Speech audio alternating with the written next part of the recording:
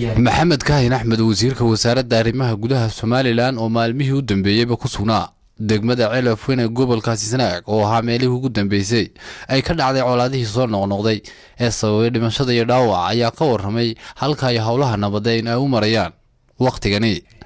isagoona sheegay geesta kale inay dad badan ay xirxireen qaarna ay ku daba isla markaasina ay xukuumadda Somaliland ay gacan bir ku qaban doonto cid kasta oo garab siinaysa colaadaha soo noqnoqday ee ka dhacay deegaanadaasi degmadan Celaf Weyn shaqaaqooyinkii ka dhacayna oo hadda imika meel wanaagsan marayana waxaan leenahay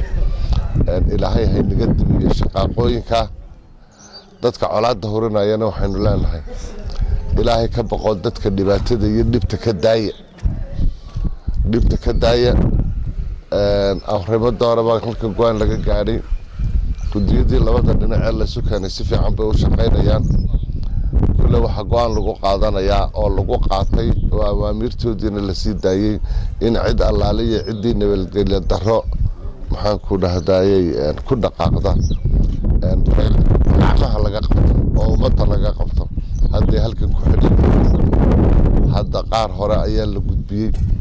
waxaan rajaynaynaa in hawshaasna qaranka oo dhan aynu isugu wada tagno insha allah bismillaahi alkariim ilaahay rabadaanta barakadeeda hayna siiyo wasiirkan aad baan u soo dhaweynaynaa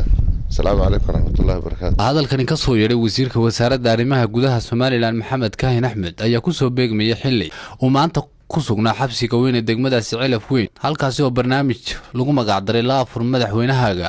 lagu daafurayay axmed maxamed cilmi Cable TV Celaf Weyn.